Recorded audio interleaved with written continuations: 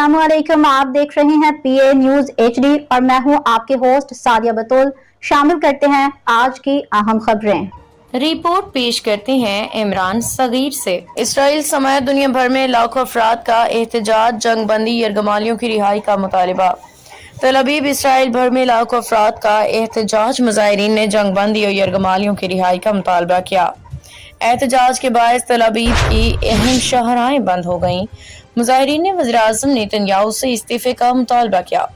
यरूशलेम, हीफा, बेरशेबा में आवाम सड़कों पर निकल आए, हुकूमत के खिलाफ नारेबाजी की। ऑस्ट्रेलिया के शहर बरसबीन में जस्टिस फॉर फलस्तीन मार्च अदालत के रोकने के बावजूद मुजाहरात जारी है। ऑस्ट्रेलियाई पुलिस की सख्त सिक्योरिटी फलस्तीनी परचमों की बहार में शहर नारों से गूंज उठा। स्कॉटलैंड में एडनबरा की असलहा साज फैक्ट्री के बाहर मुजाहिरा। फलस्तीन के हक में मुजाहिरा किया गया, जिसपे 2 मुजाहिरीन गिरफ्तार कर लिए गए। मुजाहिरीन का कहना था कि बरतानवी कंपनियां इसराइल को असलहा सप्लाई करके जंग में मुआवन है। जनूबी अफ्रीका में पार्लियामेंट के बाहर फलस्तीनियों से इज़हार यकजहती के लिए हजारों अफराद ने मार्च किया।